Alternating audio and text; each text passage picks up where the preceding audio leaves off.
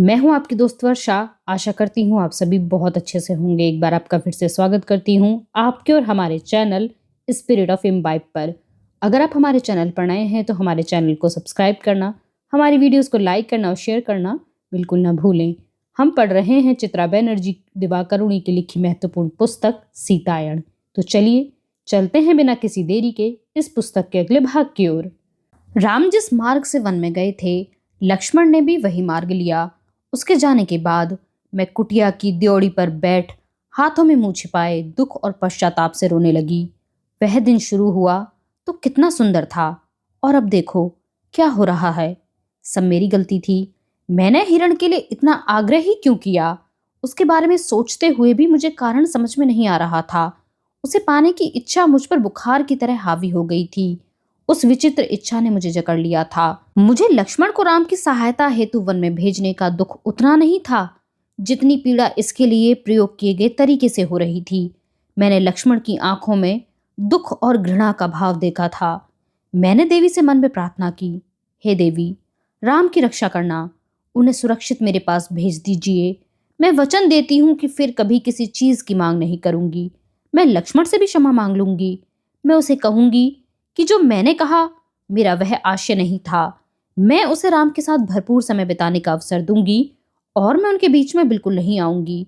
मैं जब भी देवी से प्रार्थना करती थी तो मुझे संकेत अवश्य मिलता था, परंतु उस दिन ऐसा कुछ नहीं हुआ।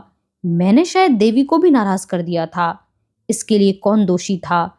मेरा ही व्यवहार स्वार्थी और मूर्खतापूर्ण था। तभी मेरा ध्यान एक मधुर स्वर से भंग हो गया। तुम्हारा दिन शुभ हो देवी, अभिनंदन। साधु तुम्हें और तुम्हारे परिवार को आशीर्वाद देता है। एक पुरुष लक्ष्मण द्वारा बनाई गई रेखा के बाहर खड़ा था। उसने भगवा वस्त्र पहने थे। वह अवश्य ही काफी घूम कर आया था, क्योंकि उसके वस्त्र फटे पुराने थे और बाल चेहरे पर बिखरे थे। हमारे वन में कई ऐसे साधुओं को पहले भी घूमते देखा था।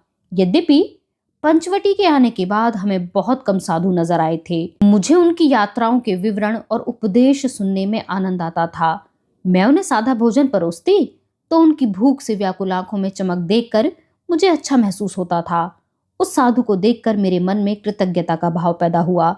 मैंने निश्चय किया कि मैं राम और लक्ष्मण के लौटने तक उसे रोक लूंगी। उसके साथ बात करने में मेरी कल्पना में आ रहे भयानक दृश्य भी दूर हो जाएंगे। मुझे बार बार मन में राम के आहत होने का विचार आ रहा था। मुझे ऐसा लगता था कि राम अकेले हैं और उनकी मृत्यु निकट है। मुझे भरोसा था कि ईश्वर की कृपा से जब राम सुरक्षित लौटेंगे तो साधु को देखकर उनका क्रोध भी कम हो जाएगा।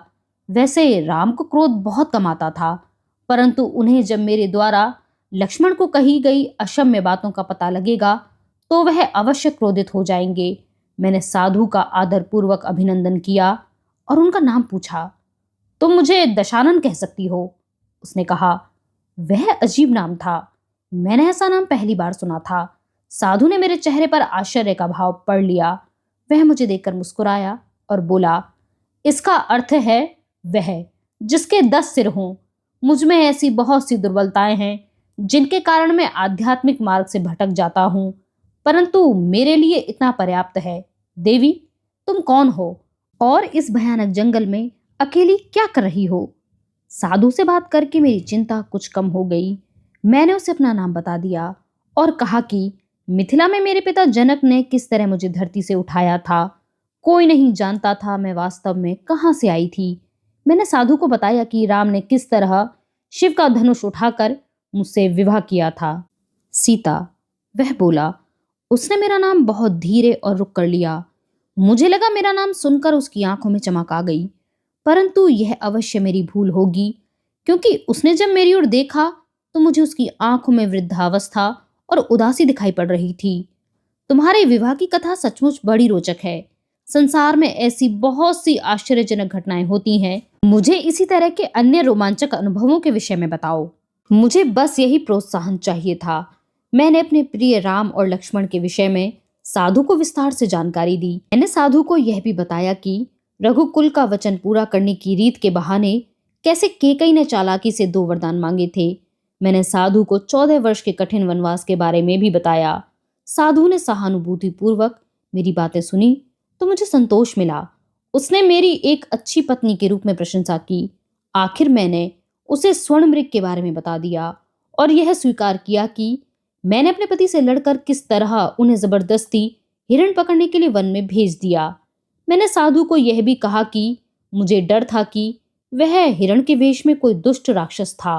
हाँ, ऐसा हो सकता है, साधु ने कहा। उसके चेहरे पर उदासी का भाव आ गया। यदि ऐसा हुआ तो वह अवश्य तुम्हारे पति को जंगल के भीतर ले जाएगा, क्योंकि राक्षस बहुत चालाक होते हैं। यह बहुत बुरा हुआ। मुझे तुम्हारे गौरवशाली पति से मिलकर प्रसन्नता होती। वह सचमुच एक वीर योद्धा और राक्षसों का संहारक है, परंतु मैं अब रुक नहीं सकता। यहाँ से कुछ ही दूरी पर एक पवित्र गुफा है और मुझे रात्रि होने से पहले वहां पहुंचना है। आप कुछ देर छाया में विश्राम कीजिए, मैंने साधु से आग्रह किया। राम और लक्ष्मण वापस आने ही वाले होंगे। लक्ष्मण आपके लिए ताजे फल ले आएगा और राम जल से आपके हाथ पैर धुलवा देंगे। इस बीच में आपके लिए चावल पकाकर सब्जी का प्रबंध कर दूंगी। मैं जल्दी ही भोजन तैयार कर दूंगी। आपके पास गुफा तक पहुंचने के लिए पर्याप्त समय होगा। साधु ने मना कर दिया। मैंने भिक्षु होने के बाद ऐसा न करने का प्रण किया था। मैंने पहले ही तुम्हारे साथ स्त्री होने के बावजूद काफी समय बिता दिया है। मुझे डर है इससे मेरे सदाचार पर दुष्प्रभाव पड़ेगा। मुझे तो किसी घर की छाया में भी नहीं रहना चाहिए। यदि तुम मुझे कुछ देना ही चाहती हो तो अभी दे दो, परंतु मैं जहां खड़ा हूं यहीं से उसे स्वीकार करूंगा। मेरे मन में विचार आया कि यदि कोई साधु हमारे घर से खाली हाथ चला गया तो यह लज्जा की बात होगी।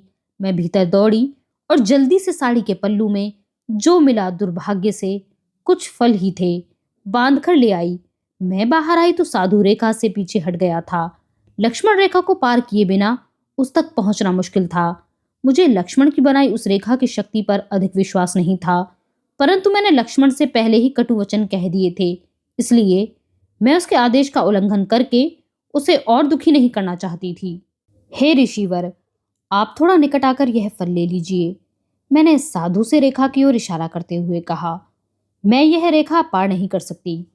मुझे यह कहते हुए थोड़ा अजीब लग रहा था। साधु थोड़ा सा आगे आया। मुझे उसके भीतर उमड़ती चिड़चिड़ाहट महसूस हो रही थी। उसके भीतर से गर्म तरंग बह रही थी। फिर उसका चेहरा क्रोध से काला पड़ने लगा। मैंने शांत रहने का निश्चय किया। यह साधु सुविधा, ख्याति, परिवार आदि का त्याग करने के बाद इस बारे में बात बढ़ा चढ़ाकर क्यों करते हैं? साधु होने के बावजूद भी यह अपने क्रोध का त्याग नहीं कर पाया। क्या तुम मुझे लालच दे रही हो? उसने कहा। क्या तुम मुझे अपने निकट आने के लिए आमंत्रित कर रही हो?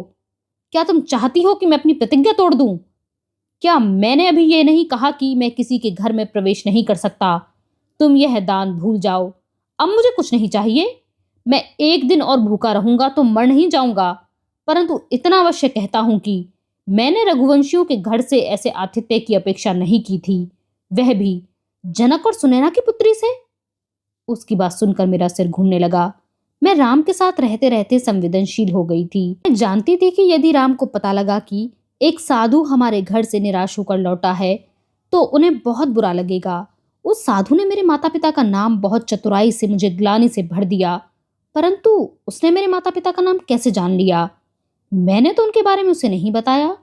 निश्चित तौर पर साधु के पास मायावी शक्तियां थीं। मेरे माता पिता के घर का भी यही पहला नियम था कि कोई भिक्षु भूखा नहीं लौटता था। माँ ने मुझे हमेशा यही सिखाया कि द्वार पर आए अतिथि की देखभाल करना ही गृहिणी के सबसे बड़ा कर्तव्य है। मुझे डर था कि कहीं मैं इस दायित्व में असफल होकर अपने परिवार के लिए दुर्भाग्य न आमंत्रित कर बैठूं। साधुओं के पास विचित्र सिद्धियां होती हैं। क्या इस साधु के नाराज होने से हमारे अयोध्या सुरक्षित लौटने और राम के राज्याभिषेक में भी बाधा उत्पन्न हो सकती थी? मेरे सामने दो विकल्प थे। मैं लक्ष्मण को दिया वचन तोड़ दूं या उस अतिथि साधु की सेवा में असफल हो जाऊं। कौन सा विकल्प ज्यादा अनुचित था? राम होते तो वह मुझसे क्या अपेक्षा करते? उसी क्षण मेरे सामने राजा दशरथ का चेहरा उभर आया। मेरे मन में पहली बार उनके प्रति सहानुभूति का भाव आया था। उनके सामने भी ऐसे ही दो विकल्प थे। शायद उनकी दुविधा मुझसे ज्यादा बड़ी थी। वह प्रेम के बंधन में बंधे थे। एक ओर उनकी प्रिय पत्नी को दिया वचन था तो दूसरी ओर उनके प्रिय पुत्र को वनवास देने का निश्चय। ऐसे उत्तर सरल नहीं होते। दशरथ की आवाज मेरे सिर में गूंजने लगी। हम जब अपने प्रियजनों को प्रसन्न करना चाहते हैं तो प्रेम के बादल हमारी आंखों के सामने आ जाते हैं और हम सही विकल्प नहीं चुन पाते। इस विषय पर बहस करने के लिए समय नहीं था। वह साधु मुड़कर झाड़ियों की तरफ ठीक उसी तरह चला गया जैसे वह सोने का हिरण अचानक गायब हो गया था। रुकिए ऋषिवर, मैंने जोर से कहा, मैं आ रही हूं। मैंने जो ही लक्ष्मण रेखा से बाहर कदम रखा, मुझे अपनी भूल का एहसास हो गया। मुझे अपने भीतर एक साथ हजारों कांटों की चुभन का दर्द हो रहा था। साधु झाड़ियों के पीछे छिप गया था और अगले ही क्षण वह मेरे निकट खड़ा था। मुझे नहीं पता था कि वह इतनी तेजी से वहां कैसे आया। मैंने उसे हिलते भी नहीं देखा था, लेकिन उसने मुझे कसकर पकड़ लिया। उसने मेरा हाथ इस तरह मोड़ा कि उसका दर्द अग्नि तरंग की तरह मेरी गर्दन तक उठ गया। साधु के चेहरे पर भाव बदल गए थे। उसका भिक्षुक वाला चेहरा अचानक एक आकर्षक और विजयी पुरुष में बदल गया। उसके सिर पर मुकुट रखा था और शरीर स्वर्णाभूषणों से ढका हुआ था। कानों में बड़े बड़े रत्न जड़ित कुंडल थे। मैं उसे देखकर घबरा गई और मुझे विश्वास नहीं हुआ। मैं समझ गई कि मैंने इससे पहले जो देखा था वह मायाजाल था, राक्षस का मायाजाल। परंतु यह कहां से आया था? राम और लक्ष्मण ने तो पंचवटी के सब राक्षसों को मार दिया था। क्या मैं तुम्हारे भी नाक कान काट दूं, जैसे तुम्हारे पति और उसके भाई ने मेरी बहन के नाक कान काटे थे? उसने पूछा। या तो मैं तुम्हें कष्ट दूं और तुम्हारे शत विशत तन को यहां उसी तरह छोड़ जाऊं जैसे तुम्हारे लोगों ने मेरे भाइयों के शव छोड़े थे। उसकी आवाज में गूंज रहा क्रोध निष्ठुर और अनियंत्रित था। मैं इतनी घबरा गई कि मुझे कुछ भी ध्यान नहीं आया। फिर भी मुझे बहुत कुछ महसूस हो रहा था। मस्तिष्क विचित्र ढंग से काम कर रहा था। हाँ, सचमुच मेरा दिमाग सोचने में व्यस्त था कि यह अजनबी कौन है और यहाँ क्यों आया है, मुझे अपना शिकार क्यों बनाना चाहता है। मैं पीड़ा और क्रोध के उन क्षणों में उसे दोष कैसे दे सकती थी? वह तो केवल शूर्पणखा और उसके भाइयों के साथ हुए अन्याय का बदला ले रहा था। यह अवश्य शूर्पणखा का दूसरा भाई होगा जिसका उसने उल्लेख किया था, वही जो समुद्र पार किसी सुंदर और सुदूर स्थान का राजा था। मैं उसका नाम याद करने का प्रयास कर रही थी, लेकिन मेरा हृदय इतनी तेजी से धड़क रहा था कि मुझे कुछ याद नहीं आया। मुझे राम और लक्ष्मण की प्रतीक्षा थी। मेरे कान उनके पैरों के नीचे चरमराते पत्तों की आवाज सुनने को व्याकुल थे, परंतु मुझे कुछ सुनाई नहीं पड़ा। हिरणवेश में आया वह राक्षस अवश्य शूर्पणखा के भाई को अपने साथ लाया होगा। वही राक्षस राम को भी यहां से दूर ले गया था। मैं अब बिल्कुल अकेली थी। मुझे अपनी सहायता स्वयं करनी थी। मैंने अपने हाथ और कंधे में हो रहे दर्द को नजरअंदाज करके पूरी ताकत से एक जोरदार लात उस पुरुष के घुटनों पर मारी। यह मेरा मनपसंद दाव था, जिससे विरोधी निश्चित तौर पर संतुलन खोकर गिर जाता था। मैं उस पर कूदने और उसकी आंखों पर हमला करने को तैयार थी। मुझे यही तरीका सिखाया गया था। ऐसा करने से विरोधी गिर जाता और मुझे उसकी गर्दन पर हाथ से वार करके उसे निष्क्रिय करने का मौका मिल जाता था।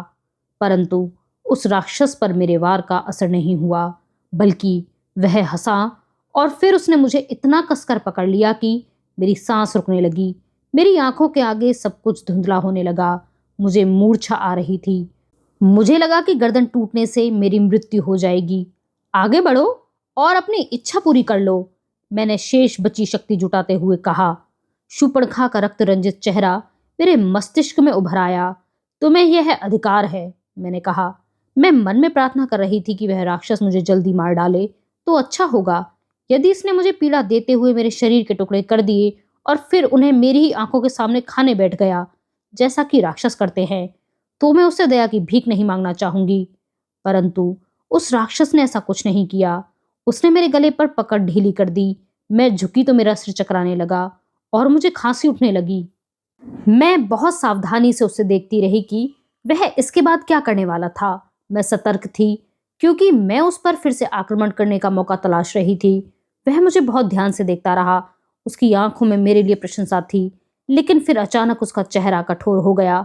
ऐसी मृत्यु तुम्हारे लिए बहुत आसान होगी, परंतु मैं तुम्हारे पति जैसा नहीं हूं जो किसी स्त्री का चेहरा बिगाड़ दे और उसे जीवन भर की पीड़ा और शर्म के साथ छोड़ दे। मैं मनुष्य का मांस भी नहीं खाता। अधिकतर असुर ऐसा नहीं करते। मुझे विश्वास है कि ऋषियों ने तुम्हें यह नहीं बताया होगा। मैं जो करने वाला हूं वह सुनो। मैं तुम्हें अपने साथ अपने राज्य ले जाऊंगा और फिर तुम्हारा पति आजीवन दुख और पश्चाताप में डूबा तुम्हें खोजता रहेगा। तब वह समझेगा कि तुम्हारी स्थिति के लिए वह स्वयं जिम्मेदार है। मुझे कई वर्षों के लिए, शायद शेष जीवन, किसी सुदूर राक्षस राज्य में बंधक बनाकर रखा जाएगा। मेरे पति हताश और दुखी होकर मुझे सर्वत्र खोजते रहेंगे। राम हार मानने वाले व्यक्ति नहीं है। मुझे यह डर भी था कि वह मुझे कभी नहीं खोज पाएंगे, और यदि उन्हें किसी तरह मेरा पता मिल भी गया तो वह शायद मुझे मुक्त नहीं करवा पाएंगे। उनके साथ सहायता के लिए केवल लक्ष्मण है। वह विश्व के सर्वश्रेष्ठ योद्धा हैं, तो भी उनके लिए यह कार्य बहुत कठिन है। मैं दोनों भाइयों को जंगल में अपनी तलाश में भटकने की कल्पना करने लगी। वह फिर कभी अयोध्या नहीं लौट पाएंगे, क्योंकि वे क्या मुंह लेकर अयोध्या लौटेंगे। यह सोचकर मेरे मन में वह से ज्यादा हताशा उत्पन्न हो गई। यह सचमुच मृत्यु से अधिक बुरा दंड था। मुझे लड़ने के जो दांव सिखाए गए थे, मैं उन सबको भूलकर संघर्ष करने लगी। मैंने राक्षस को लात मारी, उसे नाखून से मारने और काटने का प्रयास किया। मैं बीच बीच में सहायता के लिए चिल्ला रही थी, परंतु मुझे पता था कि मैं उससे जीत नहीं पाऊंगी। मैं उसे राम के लौटने तक रोक कर रखना चाहती थी। मेरे नाखून उसकी त्वचा में घुस गए। काटने से उसका रक्त बहने लगा। राक्षसों को भी दर्द होता होगा, परंतु वह भेड़िए की भांति हंस रहा था। उसे मेरे व्यर्थ प्रयास देखकर आनंद आ रहा था। उसने अचानक मुंह से सीटी बजाई, जिसे सुनकर आकाश से किसी विशाल पक्षी की भांति कोई चीज नीचे उतरने लगी। मैंने ऐसी विशाल और चमकदार चीज पहले कभी नहीं देखी थी। उसके पंख धातु से बने थे और वह फूलों से सुसज्जित था। उसे देखकर मुझे आश्चर्य हुआ। मैं कुछ क्षण को राक्षस से लड़ना तक भूल गई। मेरा मुंह आश्चर्य से खुला था। अपना मुंह बंद कर लो, राक्षस ने धीमे से कहा, अन्यथा कोई कीड़ा अंदर चला जाएगा। मैंने झटके से मुंह बंद कर लिया और उसकी ओर देखने लगी। यह पुष्पक विमान है, राक्षस ने गर्व से कहा। यह विश्व का सर्वोत्तम उड़ने वाला विमान है। मैंने इसे अपने सौतेले भाई कुबेर से छीन लिया था, क्योंकि वह स्वयं को हम असुरों से बेहतर समझता था। परंतु अब इस विमान को मेरे साथ रहना अधिक पसंद है। मैंने ठीक कहा ना पुष्पक? विमान से विचित्र सी ध्वनि आई। मेरे साथ चलो, राक्षस ने कहा। हमें बातों के लिए बहुत समय मिलेगा। हमें दूर जाना है और मैं रात्रि भोजन अपने महल पहुंचकर करूंगा। मुझे भूख लगी है। मैंने तुमसे इतना सच तो कह दिया। मैंने फिर से चीखना चिल्लाना और हाथ पैर मारना शुरू कर दिया था, परंतु उसने मुझे भद्दे ढंग से कमर से उठाया और कंधे पर लाद लिया। मैंने उसकी पीठ नोची और सहायता के लिए चिल्लाई, परंतु उस वन में मुझे केवल अपनी गूंज सुनाई दे रही थी। मैंने जिन लताओं और बेलों को अपनी कुटिया के चारों ओर से लगाया था, वह मेरी सहायता के लिए आगे आईं और मेरी कलाई और पैरों से लिपट गईं। उन्होंने मुझे रोकने का प्रयास किया। राक्षस ने उन्हें तलवार से काट डाला और मरने के लिए छोड़ दिया। मुझे उनका दर्द भी महसूस हो रहा था। मुझे अपना नाम बताओ कायर, मैंने चिल्लाकर कहा और उसके पैरों पर लात मारी, परंतु उसने मुझे विमान पर बैठा लिया। तुम निश्चित ही कायर हो और इसलिए तुमने एक पुरुष की अनुपस्थिति में उसकी पत्नी को चुराया है। मैं चाहती थी कि राक्षस अपना नियंत्रण खो बैठे, परंतु मैं इस प्रयास में भी विफल हो गई। वह मुझे देखकर विजयी भाव से मुस्कुराने लगा। मैं कायर नहीं हूं, मैंने केवल न्याय करने के लिए यह रणनीति अपनाई थी। तुम्हारे पति ने हमारे बहुत से साथियों को मार डाला। मैं अपने और साथियों की जान खतरे में नहीं डालना चाहता था। जिस पुरुष ने किसी स्त्री के प्रेम पाने के लिए सारे अवसर समाप्त कर दिए, उसकी पत्नी का, जिससे वह बहुत प्रेम करता है, अपहरण करने से बेहतर दंड क्या होगा? उसे जब यह पता लगेगा कि उसकी पत्नी असुरराज राजसी विलास की नवीनतम वस्तु के रूप में बंधक बनी हुई है, तो इससे अच्छा प्रतिशोध कुछ नहीं हो सकता। मैं उसके अंतिम वचनों का आशय सोचकर कांप उठी। वह मेरी ओर देख रहा था। उसकी आंखों में अजीब सी बेचैनी थी।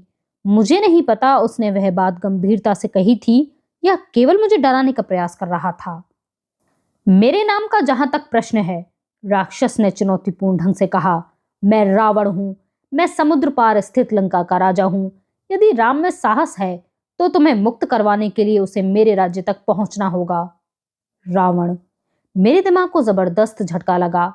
क्या यह वही असुरों का राजा है जो मिथिला आया था?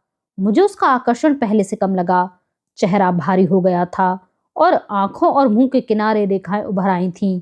वह अपना नाम न बताता तो मैं अनुमान ही न लगा सकती थी कि यह वही है जो कुछ वर्ष पूर्व आत्मविश्वास से भरा स्वर्णाभूषणों से लिपटा जनक की सभा में आया था, वह शिव धनुष को उठाने में विफल हो गया था और उसे बहुत क्रोध आया था।